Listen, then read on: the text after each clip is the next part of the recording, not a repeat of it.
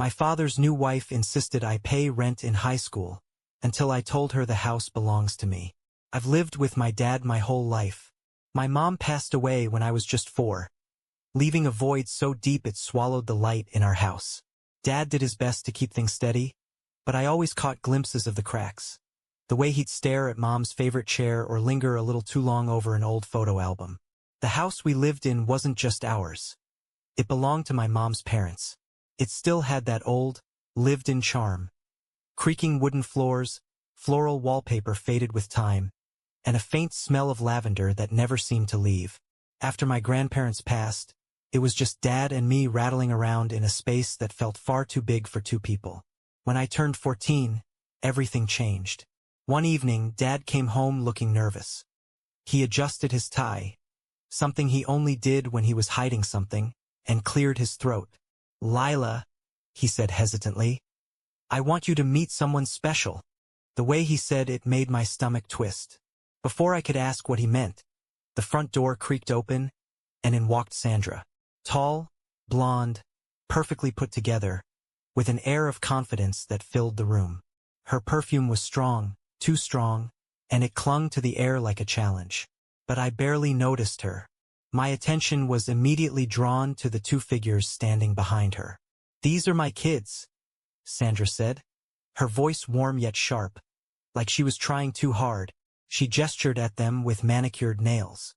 "This is Caleb, he's in college, and this is Kelsey, she's 16. Caleb barely glanced at me, glued to his phone like it was the most important thing in the world. Kelsey, on the other hand, stared me down with a smirk that sent a chill up my spine. It wasn't a friendly look. It was a warning. Later that evening, while Dad and Sandra chatted in the living room, Kelsey cornered me in the kitchen. "Just because our parents are dating doesn't mean we're sisters," she said, crossing her arms and leaning against the counter. Her tone was dripping with superiority. "We don't have to be friends, either. Let's keep our distance. Okay?" I was too stunned to respond. 6 months later, Dad and Sandra were married, and everything familiar about our house disappeared. Caleb took the guest room, Kelsey moved into the study, and Sandra's things multiplied like weeds. My mom's photos and little trinkets were boxed up and replaced with Sandra's vases, candles, and framed photos of her kids. The bathroom, once mine and Dad's, became a war zone. It was either occupied by Sandra's endless beauty routine or Kelsey's TikTok marathons. I started waking up an hour earlier just to shower before school. But I didn't complain. Not when Dad looked happy for the first time in years.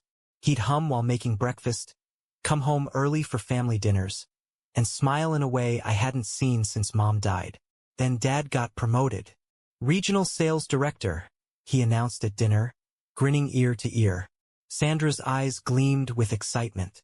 "Oh, David, that's amazing. We should renovate the kitchen. Maybe get a new car." But I barely heard her. My focus was on one phrase: extensive travel. The reality of those words hit me a week later when Dad left on his first business trip. The second his car disappeared down the street, Sandra's warm smile vanished, replaced by a steely glare. "Lila," she said sharply, "we need to set some ground rules." Her version of rules turned into a never-ending list of chores and restrictions. No study groups, no volleyball practice. "Someone needs to help with dinner," Sandra said flatly. Every day after school, I rushed home to scrub floors, clean windows, and cook, while Kelsey lounged on the couch giggling at her phone. Caleb was barely around, only showing up long enough to leave dirty dishes in the sink. One night, while scrubbing pots in the sink, I couldn't take it anymore. "Why doesn't Kelsey do any of this?" Sandra's head snapped up from her magazine. Her eyes narrowed dangerously. "Kelsey is focusing on college applications. She doesn't have time for chores." I glanced over at Kelsey, mid-TikTok dance, twirling with exaggerated enthusiasm. "Really? She looks busy." Sandra's voice dropped, cold and sharp. "Enough, Lila. I won't tolerate disrespect." I clenched my jaw, biting back the words threatening to spill out. What was the point of arguing? Dad was gone, and Sandra ruled the house like a queen. The worst part wasn't the chores or Kelsey's laziness. It was the act Sandra put on whenever Dad called. "Oh, honey," she'd sigh dramatically. "You have no idea how hard it's been, managing the house, taking care of everything on my own." And Dad? He'd fall for it every time. Clueless, he'd kiss her forehead and hand over gifts. Designer handbags, perfume, jewelry. "You're amazing," he'd say. "I don't know what we'd do without you." I'd stand there in silence, my hands raw from scrubbing floors, my homework untouched, watching the charade unfold. And every time I caught Kelsey smirking at me behind her phone, I realized the same painful truth. No one was going to save me. I'd stand there, my hands raw from scrubbing, homework unfinished, watching the charade unfold. And when I caught Kelsey smirking at me behind her phone, I knew no one was going to save me. No one even saw me. Caleb spent his days gaming, Kelsey scrolled on her phone, and I did all the work. Dishes, laundry, mopping, the list was endless. It didn't matter if I had exams coming up or if I was exhausted after school. I had to be the one to keep the house running because, according to Sandra, someone had to step up. One night, after Sandra went to bed, I decided I had enough. I found Kelsey sprawled across the couch, earbuds in, scrolling through her phone with a lazy smile on her face. My blood boiled just looking at her. "Why don't you ever help?" I asked, my voice tight with frustration. She looked up at me with a smirk, as if she had been waiting for me to finally snap. "Because no one notices you," she said simply. "Dad only sees Sandra. You're invisible, Leah." I swallowed the lump in my throat, her words hitting harder than they should have. The worst part? She was right. Every time Dad came home, Sandra played the exhausted stepmom, sighing dramatically about how hard it was to manage everything alone. Dad, oblivious, showered her with gifts, designer handbags, perfume, jewelry. I could have collapsed in front of him from sheer exhaustion, and he still wouldn't have noticed. By my senior year, I couldn't take it anymore. The resentment festered inside me like a wound that refused to heal. Then, one evening at dinner, Sandra folded her hands neatly on the table and smiled. That fake, practiced smile that always meant she was about to do something cruel. "Now that you're 18, she said sweetly, "you need to pay rent. $500 a month." I nearly choked on my food. "I'm still in high school," she shrugged, completely unfazed.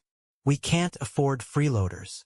Caleb and Kelsey both snickered, like this was some great joke at my expense. I clenched my fists under the table. So Caleb, who plays video games all day, doesn't pay. Kelsey, who does nothing, doesn't pay. But I do. Sandra's smile didn't falter. "My kids are getting established." A strange calm settled over me, a cold kind of clarity I hadn't felt before. "Well, I won't be paying rent." Sandra's expression hardened. "Oh, you will. This is my house. My rules." I met her gaze, unwavering. "No, it's my house." Silence. Heavy, suffocating silence. Sandra blinked, then laughed. A short, disbelieving sound. "That's ridiculous." I didn't flinch. "My grandparents left it to me before they passed. It's legally mine." Sandra's face twitched, but she recovered quickly, pulling out her phone. "We'll see about that." She pressed Dad's number and put him on speaker.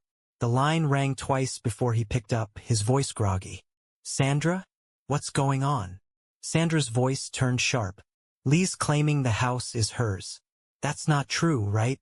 A long pause, the kind that stretched too long, filled with something that felt like guilt. Then Dad sighed heavily. "Actually, it's true." The blood drained from Sandra's face. "Not important?" she shrieked. I watched as she gripped the phone so tightly her knuckles turned white. Caleb and Kelsey sat frozen, their expressions a mix of confusion and shock. Sandra hung up abruptly, slamming the phone onto the table so hard I thought it might crack. She turned to me, her eyes dark with something I couldn't quite place. "Well," she said, forcing a tight smile, "that was a misunderstanding. You don't need to pay rent, Leah." I didn't respond. I just stared at her, unblinking, letting the weight of the truth settle in the air. She wasn't giving up that easily. I could see it in the way her fingers twitched, in the way her jaw clenched. That night, I lay awake in bed, staring at the ceiling, knowing that this wasn't over. And sure enough, as I listened through the paper-thin walls, I heard Sandra whispering to Dad on the phone. "David, you need to do something. She can't stay here." My stomach clenched. Dad hesitated. "Sandra, it's her house." Sandra's voice dropped to a low, syrupy tone, the same one she used when she wanted something. "I know, honey, but she doesn't belong here anymore. She's becoming a problem." My fists tightened around the sheets. Dad exhaled loudly. "What do you want me to do?" "Convince her to go away for college," Sandra said smoothly. "Out of state. Get her out of the house. She's 18 now. It's time for her to move on." There was a pause. Then Dad muttered, "Maybe you're right." I felt like I had been punched in the gut. They wanted me gone. My own father wanted me gone. The next morning at breakfast, Sandra acted as if nothing had happened. She poured herself coffee, chatted with Caleb and Kelsey, all smiles. But I knew better now. She wasn't going to stop until she pushed me out of my own home. But she underestimated me. I had a plan, and I was going to win. Sandra forced a tight smile. "Well, that was a misunderstanding. You don't need to pay rent, Leah." I didn't respond. I knew she wouldn't give up that easily. Her smile was too forced, her eyes too calculating. She wasn't backing down. She was just regrouping. That night, as I lay in bed staring at the ceiling, I heard hushed voices coming from the hallway. I shifted silently, creeping closer to my bedroom door, straining to hear. "David, you need to do something. She can't stay here."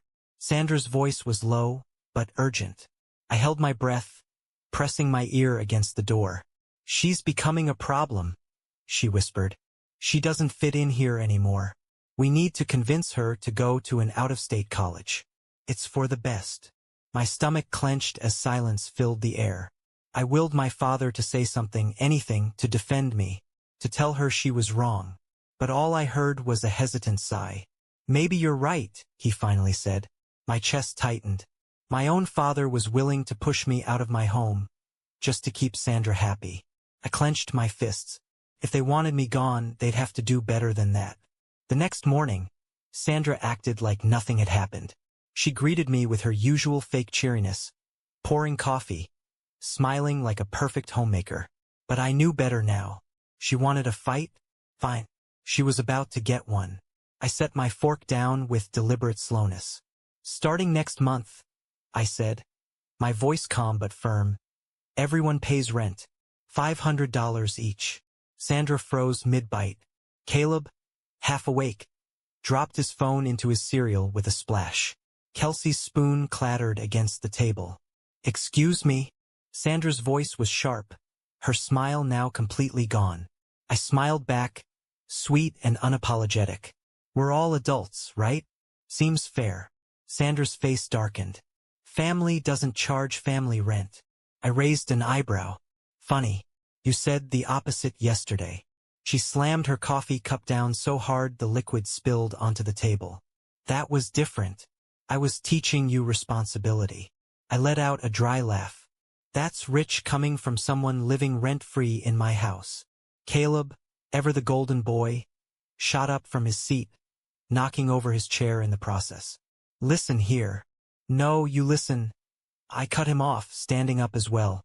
"You've been out of college for 2 years and still don't have a job. I've been buying groceries with my own money. Maybe it's time you learned responsibility." I turned to Kelsey, who was still sitting there, frozen. "When was the last time you even did your own laundry?"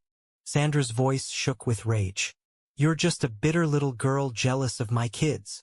I met her glare with steel in my eyes. No, Sandra.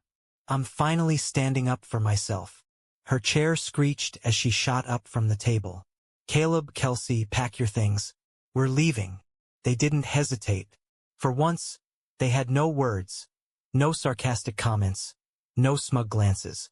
An hour later, I stood in the doorway, watching as they stormed out, suitcases in hand. Sandra's face was twisted in fury, but beneath it, I saw something else, shock. She hadn't expected this. Neither had I. The house felt peaceful.